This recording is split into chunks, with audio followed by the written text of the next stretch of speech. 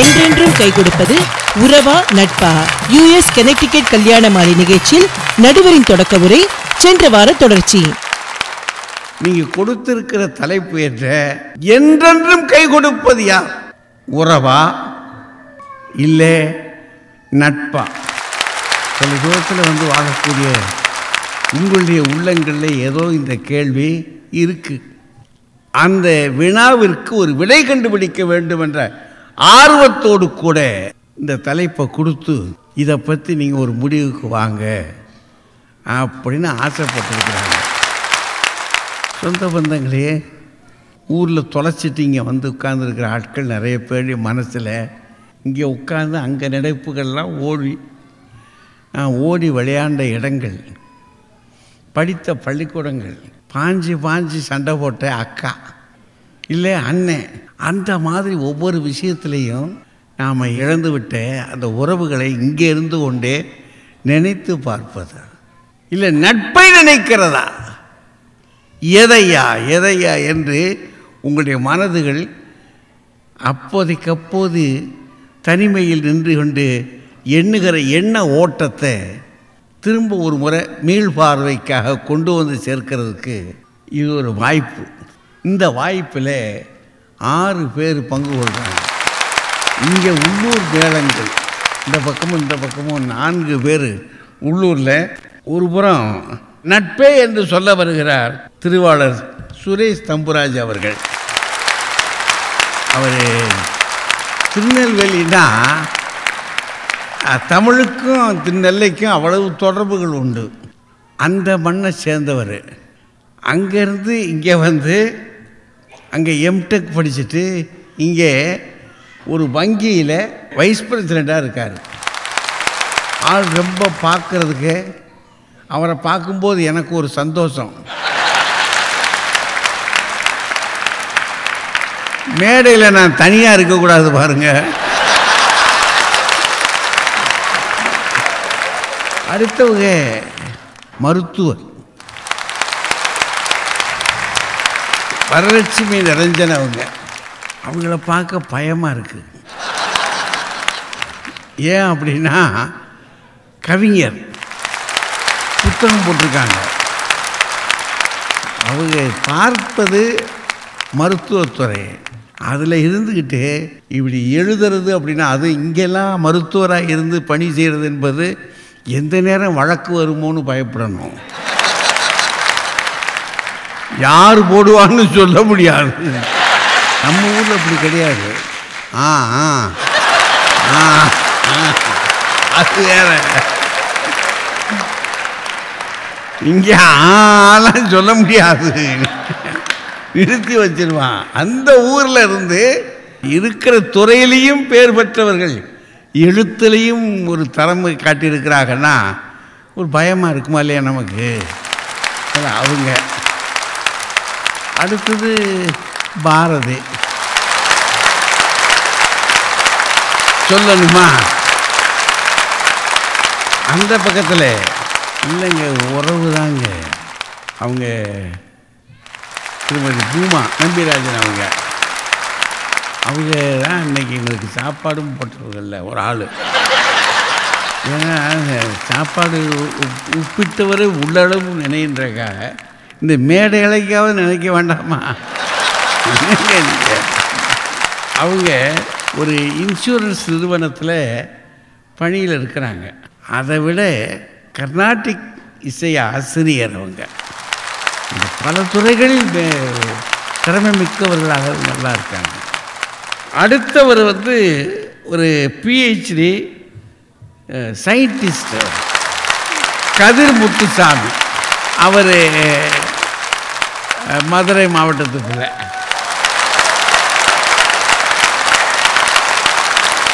அதுக்காக ஓட்டு இந்த பக்கம் விழுந்துடாது, ரெண்டையும் சீர்தூக்கி பார்க்கணும்ல. அவங்க அப்பாவே ஒரு நல்ல பேச்சாளர், ஒரு பேராசிரியர், நம்ம நண்பர். அவர் பிள்ளை இங்கே விஞ்ஞான ஆய்வாளராக இருக்கிறார்ன்றதே ரொம்ப பெரிய விஷயம். மேடைக்கு வந்திருக்கிறார். அடுத்து கையை கட்டின மேனிக்கே உட்கார்ந்துருக்காரு அடிக்கடி.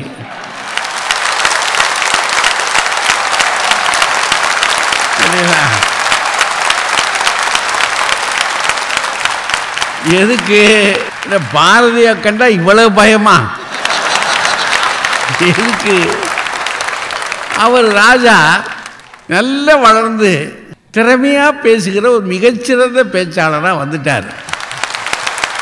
அவங்க 2 பேரும் சேர்ந்து சன் தொலைக்காட்சியில் காலை பொழுதுகளில் ஒவ்வொரு வீடுகளில் இருக்கின்றவர்களுடைய உள்ளங்களையும் தட்டி அறிவார்ந்த செய்திகளை அவர்கள் சொல்லுகிற அந்த முறை இருக்க, அது தமிழுக்கு மிக தேவையான புதிய நல்வரவு. ஆக ஒரு 6 பேர் மிகச் சிறப்பாக கூடி உட்கார்ந்துருக்கிறாங்க. இப்போ என்றென்றும் கை கொடுப்பது என்னுடைய துன்ப வேளைகளில், என்னுடைய மகிழ்ச்சி நாட்களில், நான் கண்ணீரோடும் களிப்போடும் வாழுகிற காலங்களிலே என் தேவையை அறிந்து எனக்கு கை கொடுக்கிறவர் யார்? நட்பே என்று சொல்ல வருகிறார் திருவாளர் சுரேஷ் தம்புராஜ் அவர்கள்.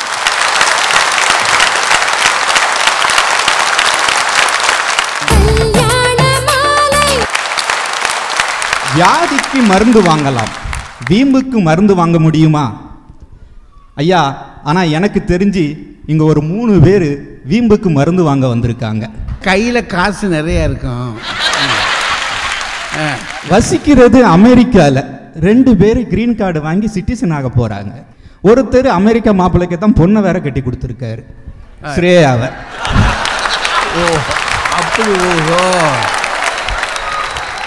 நானும் முயன்று பார்த்தேன், முடியலைங்க. ஐயா, எங்களுடைய வாழ்க்கை கணவனுக்கு கனடாவில் மீட்டிங், மனைவிக்கு மென்ஹாட்டனில் மீட்டிங். 5 மணிக்கு எந்திரிச்சு அறக்க பறக்க புறப்பட்டு பாதி தூக்கத்தில் இருக்க எங்கள் பிள்ளைங்கள பாத் டப்பில் முக்கி எடுத்து டே கேர்னு ஒரு இடத்துல கொண்டு தள்ளி விட்டுட்டு அவசர அவசரமாக இருக்கிற டிராஃபிக்கில் அடித்து பிடிச்சி 8 மணி மீட்டிங்க்கு 8:10க்கு போய் சேர்ந்தா எங்கள் மேனேஜரு உறவுக்காரங்களை மாதிரி ஒரு லுக்கு விடுவான். 8:10 பார்த்தா 8:30க்கு டேக்கர்லேருந்து கால் வரும், ஐயா உன் பிள்ளைய வந்து கூட்டுக்க, அவன் ஓவரா உரசல் கொடுத்துக்கிட்டு இருக்கான் டேக்கேரில் அப்படின்ட்டு. எனக்கு இருக்கதோ ஒரே பொண்டாட்டி. வருத்தத்தோடு சொல்கிறீங்களோ? ஆனால் டக்குன்னு ஃபோன் பண்ணுனா சட்டுன்னு 2 நிமிஷத்தில் போய் என் பிள்ளைய கூட்டிட்டு வர்றது என் நட்பு தானேயா. என் கேர்ள் ஃப்ரெண்டு மேகி பேருக்கு ஏற்ற மாதிரி 2 நிமிஷத்தில் சட்டுன்னு போய் கூட்டு வந்துடுவாள் என் பிள்ளைய. ஐயா, இப்படி நண்பர்களோடு பழகி, நண்பர்களோடு உறவாடி, நண்பர்களாகவே வாழ்ந்து, ஏன் இந்த மேடை வரைக்கும் நண்பர்களோட உதவியோடு வந்து உட்கார்ந்துக்கிட்டு இங்கே வந்து நாக்கு மேலே பல்ல போட்டு என்றென்றும் கை கொடுப்பது உறவே. இது உண்ட வீட்டுக்கே 2 செய்கிற வேலை இல்லையா? ஓ, ஏதோ நட்பு அப்படிங்கிறதுனால நாங்கள் அமைதியாக உட்கார்ந்துருக்கோம். இதே உறவுக்காரங்கன்னா குறைஞ்சபட்சம் அவங்க கார் டயரையாட்டு பஞ்சராக்கி விட்டுருப்பாங்க. ஐயா, அவங்க சொல்றது ஒன்று, செய்வது வேறு. இது கடுப்பேற்றுற வேலை.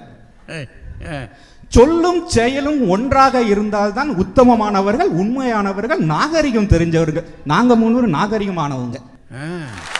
ஐயா, உலகத்துல பிறக்கிறப்பவே நம்ம உறவை தேர்ந்தெடுக்க முடியாது. கதிர் மாதிரி அண்ணன் வேணும், பூமா மாதிரி சித்தி வேணும், எதுக்கு எடுத்தாலும் குறை சொல்ற ராஜா சார் மாதிரி மாமா வேணும் அப்படின்னு நம்ம உறவை தேர்ந்தெடுக்க முடியாது. அண்ணன் சித்திலாம் வசதி உறவாக இருக்காங்க, மாமா தகராறு இருக்காரோ, பொண்ணு கொடுத்தவர்ல. ஆனால் 6 அறிவு படித்த நமக்கு ஆண்டவன் 2 விஷயத்தில் செலக்ட் பண்ணுறதுக்கு ஆப்ஷன் கொடுத்துருக்கான். ஒன்று மனைவி, இன்னொன்று நட்பு. மனைவியை பற்றி அதிகமாக பேசாட்டாலும் கொஞ்சம் லைட்டாக டச் பண்ணலாம் அப்படின்னு இருக்கேன். ஏன்னா இது கல்யாண மாலை நிகழ்ச்சி இல்லையா? ஆமாம் ஆமாம். அந்த மனைவியை செலக்ட் பண்ணுறதையே ஐயா மோகனும் மீராமாவும் நட்புகளின் சங்கமமாக மாற்றி வச்சிருக்காங்களே, அதனால தானே இவ்வளோ பெரிய இமாலய வளர்ச்சி.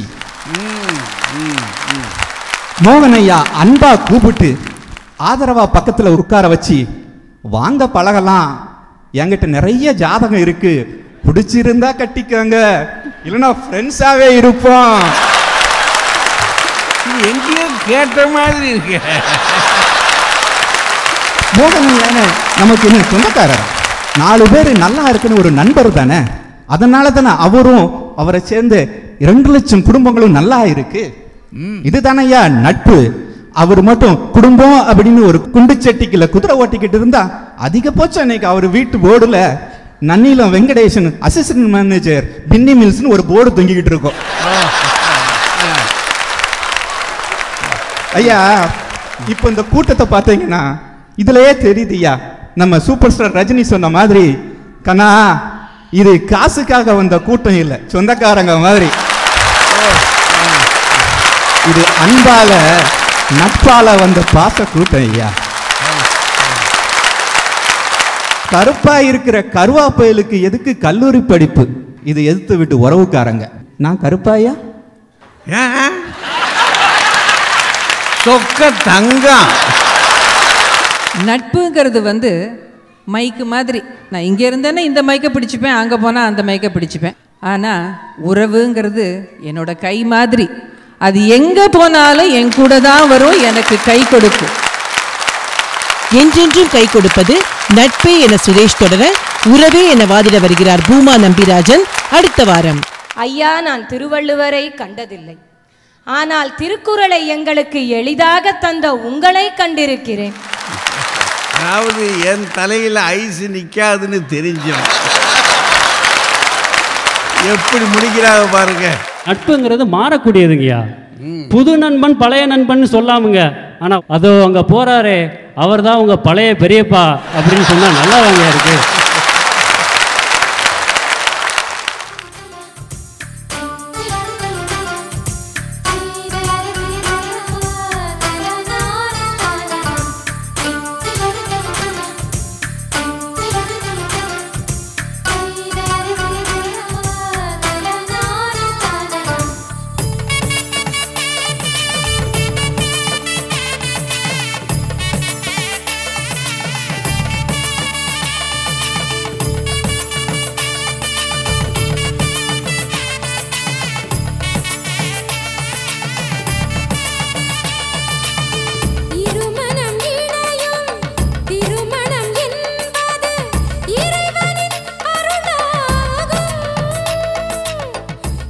உங்கள் வீட்டு வரனுக்கு மிகச் சிறப்பான இல்வாழ்க்கை துணை அமைய பதிவு செய்து கொள்ளுங்கள்.